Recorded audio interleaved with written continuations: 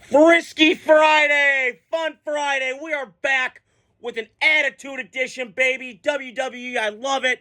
Woo! Let's go.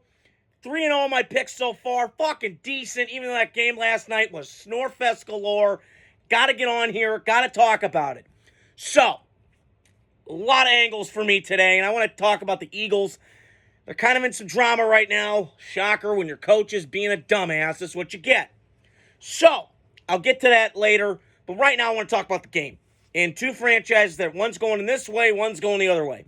So I want to get on the winning team. Seattle, great way to get that ugly, ugly snorefest of a football game. This is why Thursday night football kind of, it's hit and miss, man. You get some great ones like the Rams-Vikings, Lions-Packers, or you get some shit ones like this one last night, or a blowout like you had my Raiders against the Chargers last year without Justin Herbert.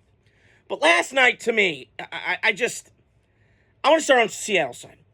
So, Seattle right now, I was looking at this morning, looking at this right before I came on, is the 8th seed right now. Now, could they get in the playoffs? Highly unlikely. You got to have a lot of things go your way. Now, they did win last night, but in order to win division, you have to have a lot of scenarios kind of go your way. So, here's my take. Let's say they miss it by like a hair. This still, to me, is a successful season with the Seahawks. And everybody asks me, well, what do you mean by that, Sammy? Well, what I mean by that is nobody kind of predicted them to be this good this year. I didn't. I'm looking at it right now. I had, before the year started, I had them third in the division right behind Arizona. Now, I picked them third because I just thought Geno's a little bit better than Kyler Murray, even though they birth high picks. But I kind of felt like Geno's got the stuff that you kind of need to be a quarterback, the maturity, the grown-up stuff, all that. And also, they have better weapons in Seattle than they do in Arizona. Even though they added Martin Harrison and we get all that. But Geno, to me, is a second-tier quarterback. And there's nothing wrong with that. I think Geno's fine. I think he's capable. But I kept going back to this last night. As I'm watching that game, a couple thoughts circled through my head. And I'm not much of a notes guy. I kind of go off the basis of what I think.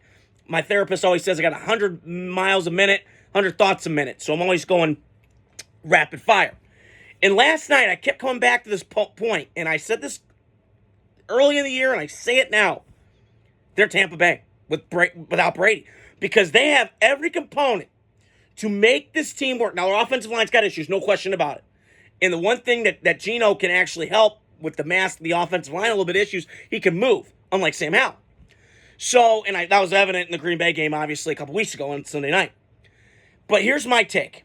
If they get, let's say, an elite guy, now, I don't know if they're going to. You can obviously jump in the pool and get Sam Darnold. I don't know. There's a... I said the Colts, maybe with Sammy, that's the best fit. Wonky division. Offensive line's top 12. Good receivers. What about Seattle? They get a Darnold in there? I don't know. Watch out. That's something intriguing to me, because I would be rooting for Sammy anywhere he goes, because I'm a Sam Darnold guy. I've been since college. Even though I'm not a USC fan, I'm a Notre Dame Irish, baby. Phil Sexton, I'm talking to you. So, the other thing is, and I was thinking about this today, I didn't think about this, but Seattle's kind of makes sense for Sam Darnold. Same kind of weapons that Minnesota has. Decent running backs. Their offensive line, Listen, man, last night, I couldn't believe they ran on the Bears that bad. And I'll get to the Bears in a second. They're just a mess. But I was impressed with Seattle last night in terms of that, because I like what Mike McDonald's done building this culture.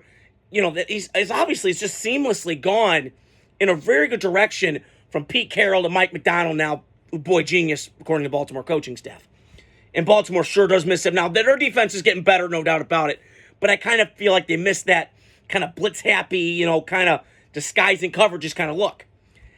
And I'm thinking tonight, and I'm telling my dad this Seattle defense is just long, it's nasty, it's young. Niners got an uphill battle in that division now, because Niners are an old brittle team with a bunch of drama and a bunch of bullshit. Seattle and the Rams are young, fast, and hungry. Now, they got some veterans on the perimeter, Tyler Lockett and Cooper Kupp and those guys. They got some young guns, too. Jack Smith and Jigba, Puka Nacua for the Rams. I'll tell you what, this feels like to me, going in the future, well, we got to see what happens. But I feel like it's going to be a two-team race now in that division. Unless San Francisco maybe gets their shit back together, I don't know. But the point is, I'm watching last night, and something occurred to me. Seattle's right there. Now, if they had like a Matthew Stafford-ish kind of quarterback, this team, watch out, because they can put points on anybody. And listen, last night they ran the ball much better against the Bears. They hadn't done that all year. They kind of have like a Raiders thing where they just can't run the football. They're more throw-a-thon kind of team. Now, obviously, Seattle, unlike the Raiders, has three weapons that are elite. Kind of like reminds me of the Vikings 98 when they had Randy Moss, Chris Carter, and Jake Reed. So I feel like I see a lot of similarities, between the Rams and Seattle. But I still take the Rams because I just trust the quarterback more. It's not to say that I don't trust Geno, but I feel like Geno, it kind of falls apart. Not much, but a little bit. And I'm just impressed with the Seattle defense. I mean, they hit, they fly around, they're fast, they're long, they're deep in their defensive line, their linebackers aren't bad, their corners are excellent. You got Tariq Woolen, who was a stud a couple years ago. You got Devin Witherspoon from Illinois. So you got a lot of pieces I like in the Seattle thing. And last night I was just impressed. I mean, they got dudes everywhere on defense. Their offense got studs.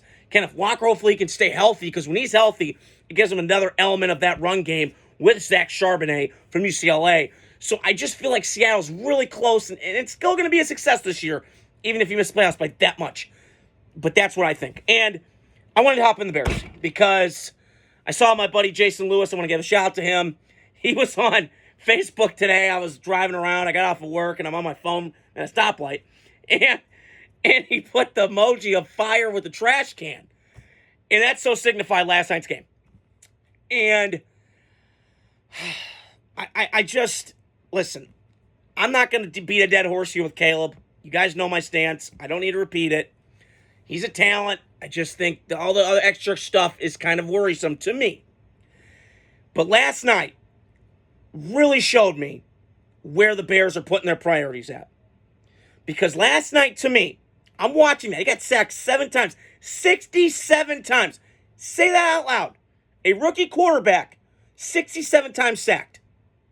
That's inexcusable. From an offensive lineman, Ryan Poles, who I believe protected Matt Ryan in college, who was a fringy Hall of Famer.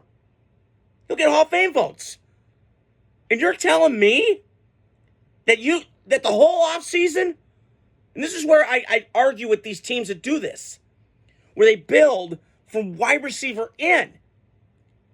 You can't be doing that because I see it with the Niners, I see it with Miami, I see it with the Bengals. You're a soft football team. You don't run the ball well enough. You got decent backs. Run the ball more. I don't get it.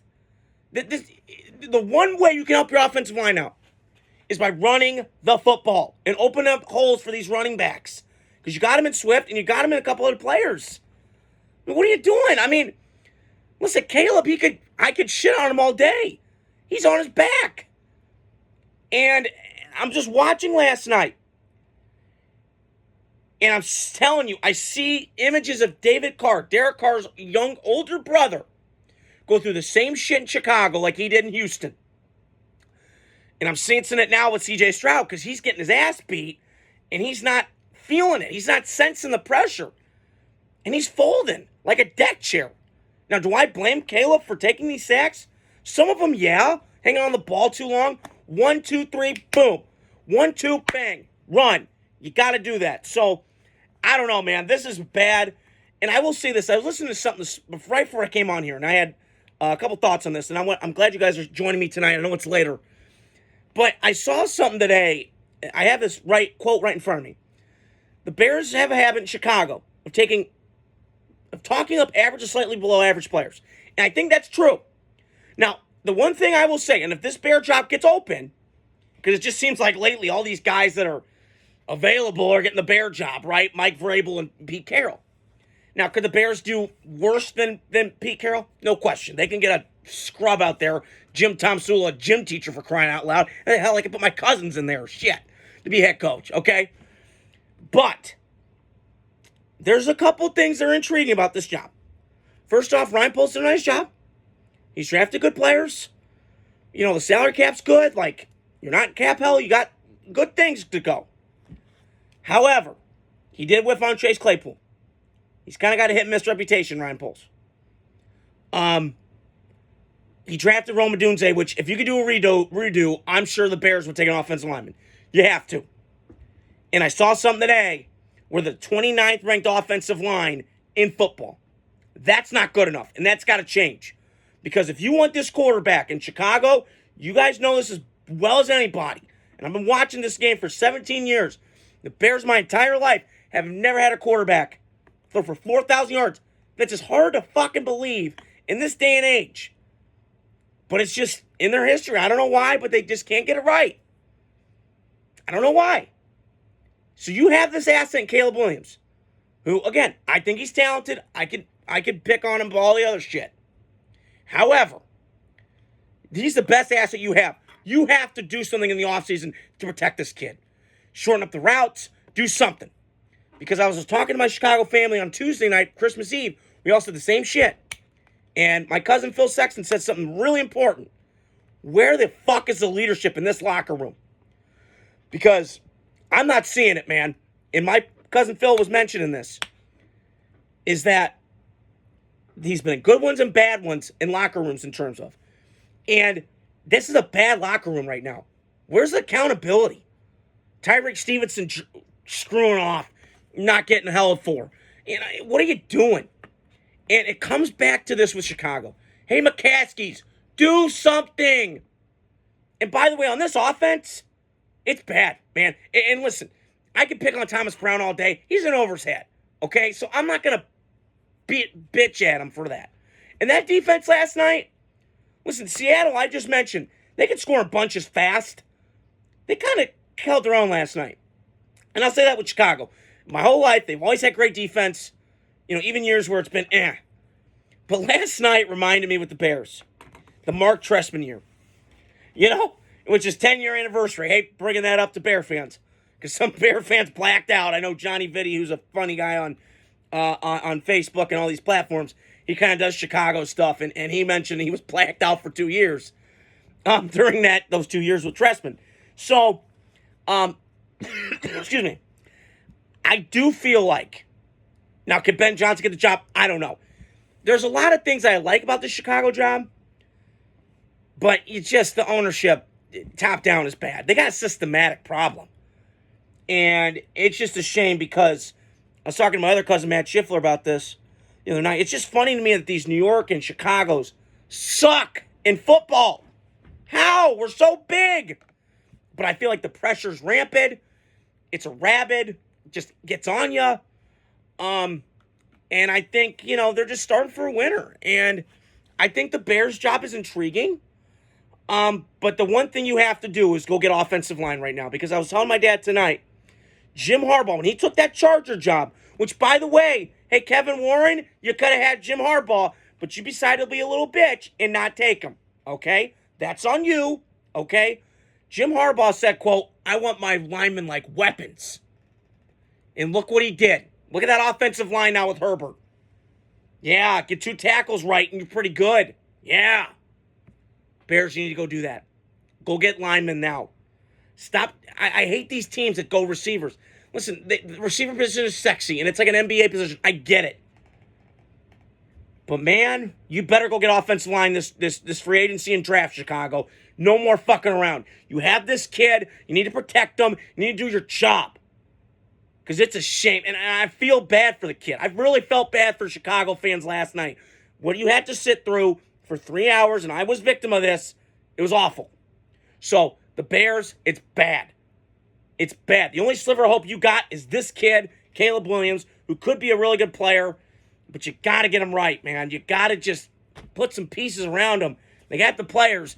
Now it's just go get the culture right and bring a guy in that can fix this shithole. And last but not least, I saw something today that I know I'm not a big fan of Sirianni. I've been vocal about that. But something really bothered me the other day. I was thinking about this today. Can this guy just stop doing this shit? I mean, hey, Nick, I know you can't hear me, some dumbass, but can you stop jousting with fans, being a jerk off? Like, just coach, okay? Oversee shit, okay? I'm just over it. And listen, the Eagles have no Jalen Hurts this weekend. Could Dallas maybe win? They could.